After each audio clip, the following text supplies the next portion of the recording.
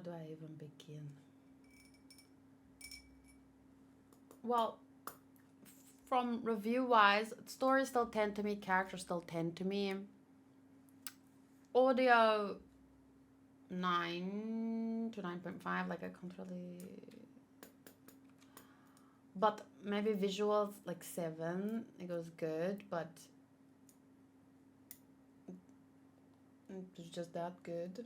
Not every episode needs to be a 10, so it's not like a negative critique or something. It's just an acknowledgement on my part. I think it was good, but it wasn't anything special. I imagine I might feel differently about the manga.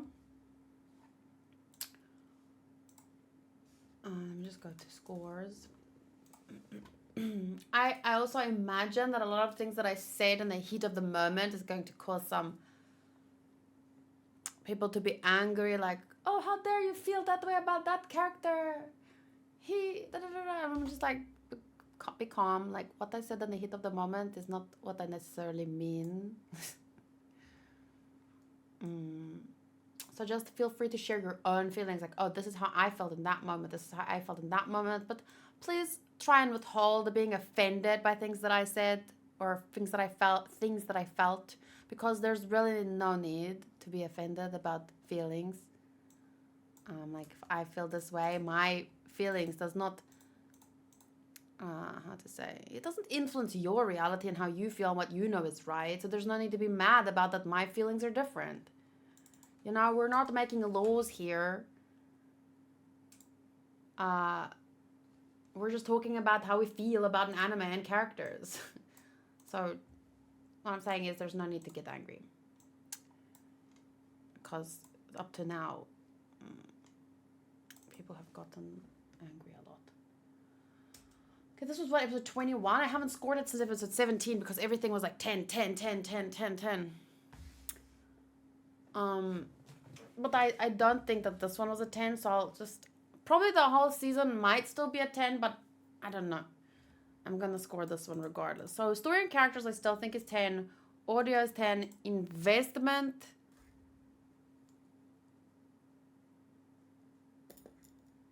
is... Wait, let's do 7 for visuals, and then that's a 9.3. And I'll give, for level of investment in this particular episode, 9.5. So that gives us an overall score of 9.3.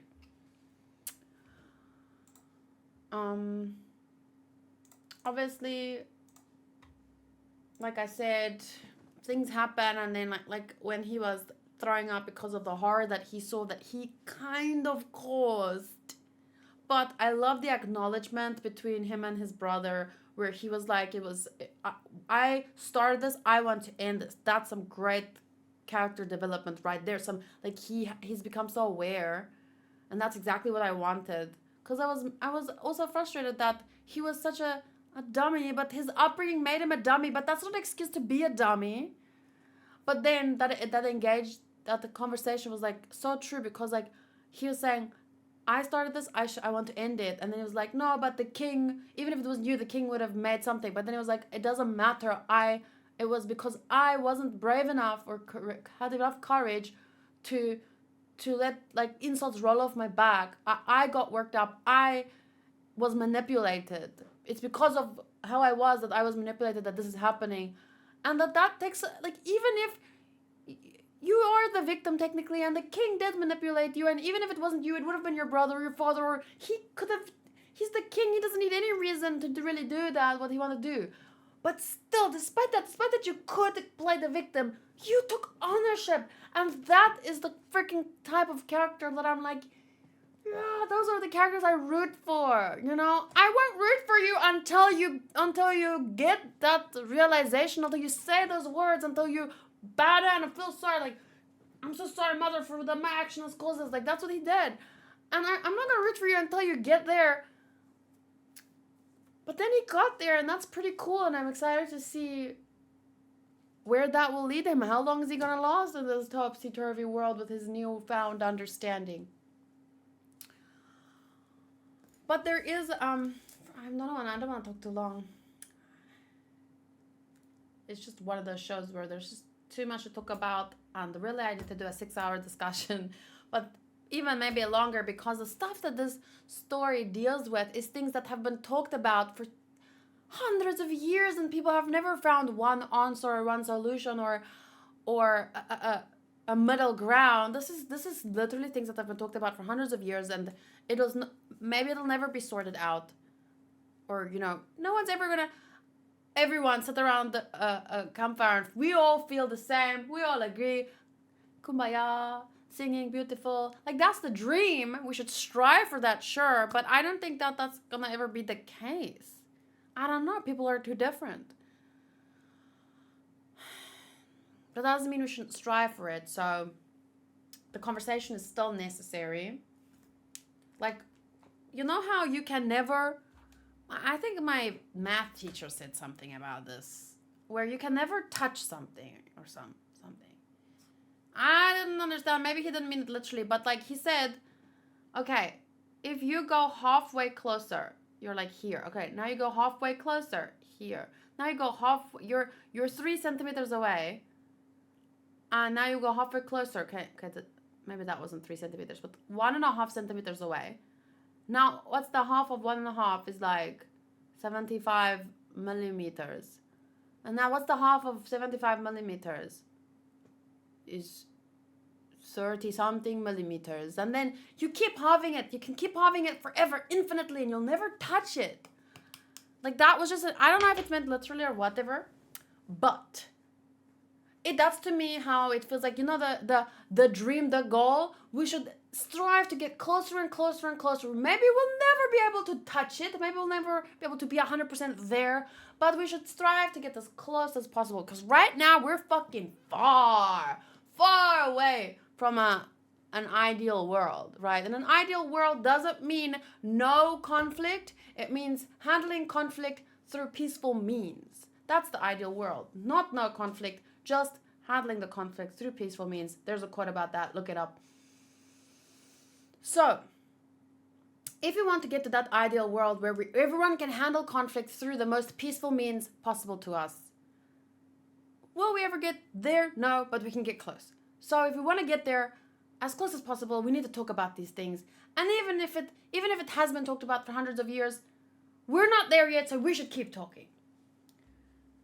But not today. I'm not going to have a 6-hour discussion today. But I just want to point out some of the things that did stand out to me in the episode that I do want to think about more and talk about more, which the number one is Knut's idea of paradise and what he's willing to do to get there. And has he made any mistakes? Is he allowed to make mistakes? What he's going for is like, it's good.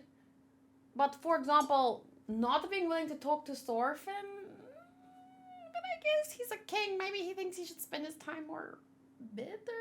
I don't remember what was his last image of Thorfinn. So maybe he doesn't know how much Thorfinn... He don't know who Thorfinn is now, so he doesn't know how much it would benefit him to talk to Thorfinn. But just Knut's paradise and the fact that what I tried to talk to you about like the first 6 minutes into the video, that's a difficult discussion for me to have. Because like at some point in time, okay, owning slaves was legal, was fine, no one saw a problem with it, but people knew inherently, maybe some people knew inherently there's something wrong with this. Surely the slaves themselves knew, at least most of them, this isn't fair. So, somewhere along those lines, people fought to end it, even though some people say, okay, it wasn't for the right reasons, but regardless, people fought to end it. And Knut is one of those people. He's not just to end slavery, but to make the whole world a better place. So the point is, there are people who can see like this is wrong. So now, what do you do when you are in a time period where something wrong, clearly wrong, is allowed and right? How do you change things? Okay, Knut has become king. He's been given a position now. He wants to change things. So now what should he do? How does he... You can't just say... You should be able to, but you can't just say, okay, all slavery is now illegal, all pillaging is now illegal. Oh, no, but pillaging is our right. He has to offer something better. And not just something better. He has to really be able to inspire people that this is better than pillaging, then how do you do that? Because for me, if you want to convince people that doing wrong things is wrong, you have to give them a convincing reason. You can't just be like, when you have a child, you can't just be like, oh, why you cannot put your finger in that socket over there? Because I say so. Like, that's not really going to convince them. So now they could put their finger in the socket and get shocked and really learn why they shouldn't do it, but that could kill them. So give them, explain to them, show them an illustration. Like, I don't know, let them, okay, don't let them feel a smaller shock, because that might just scare them that's not right either, I don't know. But you understand what I'm saying? Like, there has to be a way to really explain to people, this might kill you. Because at the most base level, we as a species want to survive, right? But even then, there's people who want to die. So how do you then come? But we're not talking about those people. As a species, mainly as animals, we want to survive, right? That is like when we try and drown ourselves, our body fights for air. So anything that, what's the word for, threatens, anything that threatens the survival of our species, I think that should be considered not wrong, but then that should be on the table to talk about, like, is this right? Even if it's not, because you also get different types of wrong, right? Let's say cheating on your boyfriend. It's clearly morally wrong if you're in an agreed upon normal, what's the opposite of polyamorous? Monogamous relationship. If you're in a monogamous relationship and you cheat on your boyfriend, anyone would say that's wrong. Should you go to jail? I don't think so. But I don't think that should be accepted in society if everyone is like, okay, we're all agreed upon this is a monogamous relationship. Then I don't think you should go to jail, but I don't think society should celebrate that. I don't think society should condone that. To some extent, we should be like, you know what? That's a bit of a bitch move. Don't do that. So there's that kind of wrong stuff that we agree is wrong and we don't celebrate it, but you're also not going to go to jail. You might lose some friends, but whatever. Then you get stuff that's like, okay, you stole this old lady's bread. I'm looking at you, Seinfeld. No. You stole this old lady's bread. You punched this child on the nose and broke their nose. Like, yeah, man. There should be, you can't just be frowned. It's not just frowned upon to do that. There should be some punishment. And then we discuss a fair punishment. So, like, how do we teach this person that was wrong, and how do we, and once again, teach them, not just like, there's better ways to teach people, but okay, we're not talking about prison reform and all this kind of stuff now. But my point was that there's different kinds of wrong. So, oh my God, I've lost my train of thought. This is why I usually make notes on these difficult topics. So, where was I talking about society and how do we convince someone that something like slavery is wrong? We link it not to, for me, you can't link things to religion and tell your little child, oh, God says you're not allowed to put your finger in that socket because God's going to be angry and then you're going to go to hell. Like, that's not really, if you're two people in the same religion that have the same beliefs, sure, but not everyone in the world's going to have that. So you have to have something more than that. You have to describe this thing that we are now discussing is wrong, maybe because this might lead to the death of humanity, like war. We want to avoid that. Slavery, which could lead to war, whatever. We want to avoid these things because we think that they're wrong, because they might lead, and this is my way of thinking, this might lead to the extinction of the human race. Because take a look at where we're at now. Imagine if some societies in the current world decided, you know what, people with people who wear yellow dresses, they're now slaves. Okay?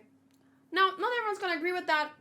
And not everyone, like, there's going to be, now if people are treated that unfairly, people are, you're going to create wars and stuff, civil war, international war. So we don't want to do unfair things because it might lead to war. So we have to discuss whether or not it's unfair, whether or not we should do it so that it doesn't lead to war. Because right now, if this world goes into war, we might cause a nuclear war and that might literally kill everyone on the whole planet. So we don't want that, right? Because we want our species to survive.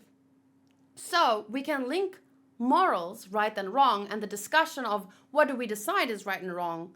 Because if we can't say it's inherently like a law, like a natural law, like gravity, we can't say that. If we can't prove that this is a natural inherent law, that this is wrong, we have to discuss it. Now, what do we base those discussions on? What is right and wrong? For me, what I'm saying is the best way is to say, since not everyone has the same religion, the best way to discuss morals is like,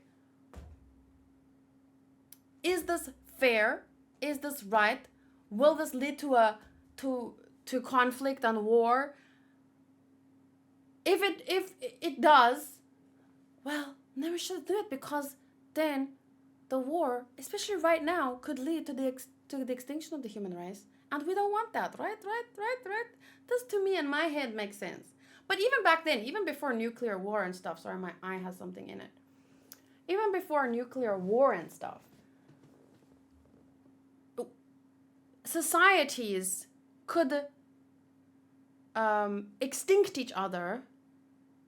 I don't know what's the English word for that. There's a better way to say that, but societies could extinct each other because if two societies were at war and it went on too long, even if this side wins, if there's too much destruction, bodies and dead bodies, blood, no food, all the men who were doing the hard labor, because I'm not saying women can't do it, but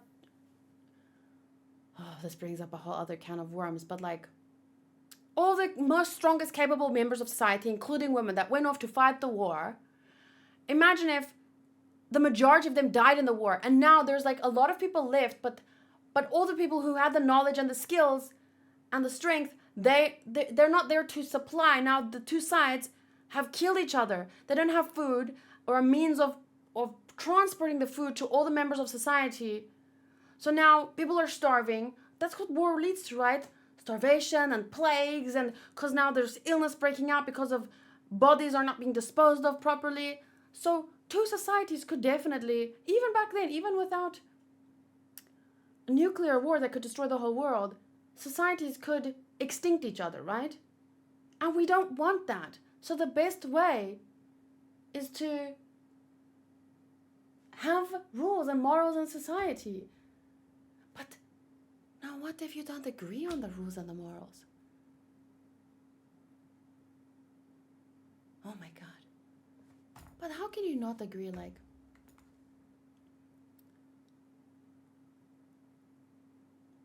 how can you not agree, like, oh, we shouldn't have slaves? How can you convince someone that believes slavery is right that slavery is not right? So that's what Knut's problem is right now. That's where he is. He has to convince a world where there's slavery. Where a lot of people, not everyone, but a lot of the most powerful, richest ones who own slaves, they think it's fine. And now Knut has to convince them that it's not fine.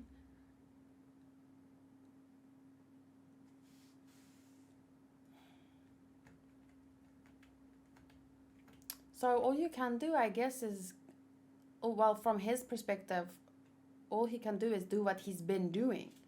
Gain more power and force that law onto people, right? Sort of. But if the only people that he's kind of like what he did to Kettle, like, can we really be mad at what he did to Kettle considering Kettle was a slave owner? Isn't that his...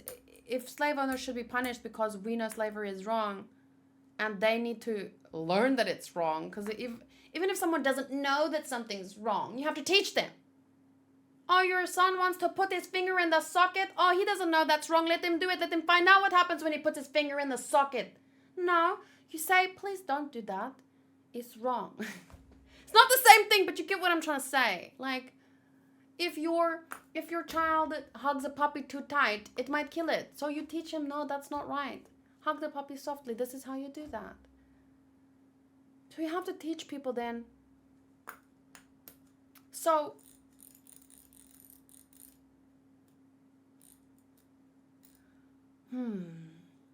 So you want, I do understand that we need to teach people like about something as basic as freedom, like, oh, you can't have slaves. You have to teach someone if they don't already believe why that's wrong. Canute's dilemma. But now, should he kill because someone has killed? Should he enslave because someone has enslaved? Should he, like what he did to his brother, like what he did to Kettle? I can't feel that bad anymore about what he did to Kettle because Kettle is a slave owner. We saw, it's so difficult. And that's why there is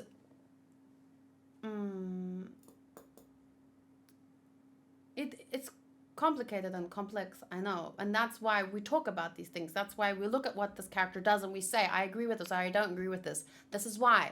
We see how it pans out and and what it leads to. And then we talk, and that's all we can do. Fucking talk. Why did that work? Why didn't that work? Why is this wrong? Why isn't this wrong? Blah, blah, blah, blah, blah. And it's not fun, like in the sense of entertainment, but still it's necessary. Okay, this video is already an hour long. I should end it. So Canute's Paradise, right and wrong, morals. How do you convince someone what is right and wrong if you don't resort to like religion? If you can't, because people have different religions and you don't want to fight because fighting could lead to the death of everyone and everything. We don't want that. War doesn't benefit either side unless it does, because war does sometimes benefit people, especially the people who make the weapons and sell them. So be careful of that, because war does sometimes, but in a more real sense, if you're not corrupt fucking politicians and whatnot, war doesn't benefit anyone.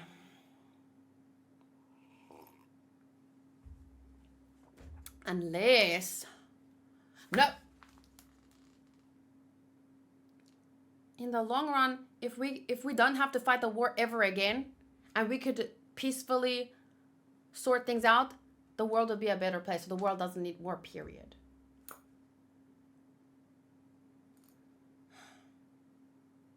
But then you look at what Thorfinn's saying when he had to punch his friend even just to get him to his senses. Like, on a larger scale, what would that look like? What is a... Oh my God, too complicated. Oh. Okay, so this is something that I didn't understand from a few episodes ago. The one brother was gonna swim, and I got confused. But the one brother was gonna swim, and he couldn't, and kill the king. But then he couldn't swim because the sword was too heavy, and then the other brother went in his place. So, what was he planning to do then? If Olmar could swim, was the bigger brother, was he gonna go fight? Why didn't he just go in the first place? I guess he wanted to give his brother, but it seemed dumb to send his younger brother to do that. But in the end, he couldn't do it anyway, and so the big brother went. I was just a little bit confused about what was the other one planning to do if that one went, but then he couldn't. Okay, fine. Yeah, and I think I already discussed about war and disease and the end of humanity and why we need to use that in order to decide, like, is this right and wrong? But it's not, it doesn't work for every situation now, does it?